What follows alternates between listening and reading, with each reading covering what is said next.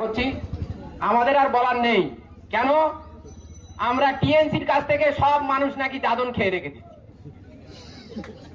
টিএনসির কাছ থেকে সব মানুষ দাদন খেয়ে রেখেছি যে আমাদের আইএসএফ করা যাবে না, অন্য অন্য দল করা যাবে না। এখন ওনারা যেসব হারমাত ভাইরা বসে রয়েছে তাদের কথা শুনে ওই টিএনসিটাই আমাদের করতে হবে। তাই আপনাদের আমি একটাই কথাই বলতে চাই, টিএনসি নেতারা যখন আপনার ভোটের কথা বলবেন তখন তাদেরকে এই কথাই বলবেন যে আজকের ওয়াকফ সম্পত্তি আমাদের বাপ, আমাদের দাদা, আজকের আমাদের কবরস্থান, আজকের তোমার দিদি কেন সই করলো বিজেপির কাছে, আমরা তার জবাব তোমার দিতেই হবে। তাহলে তোমার কাছে আর ভোটের কথা বলবে না।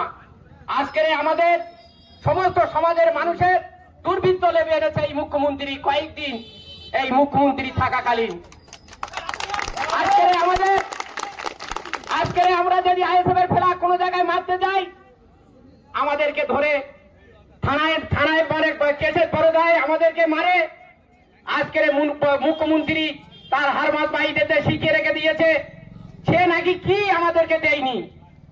আমরা নাকি তার সমস্ত 100 ভাগের ভিতরে সে নাকি 95 ভাগ কাজ করে ফেলেছে।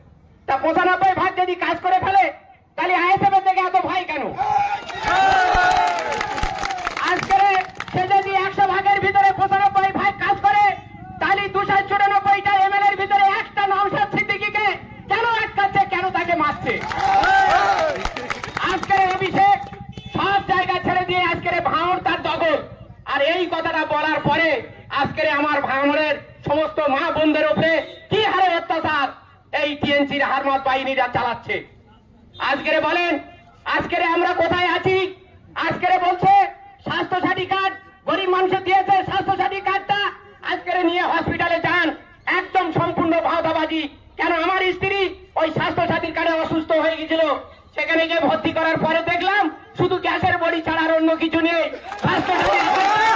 একমাত্র চিটিংবাজি ব্যবসা, স্বাস্থ্যসাথী কার্ডটা একমাত্র চিটিংবাজি ব্যবসা। স্বাস্থ্যসাথীর কার্ডটা উপকৃত হয় কারা? একমাত্র টিএনসি দালালরা, তাছাড়া অন্য কেউ উপকৃত হয় না।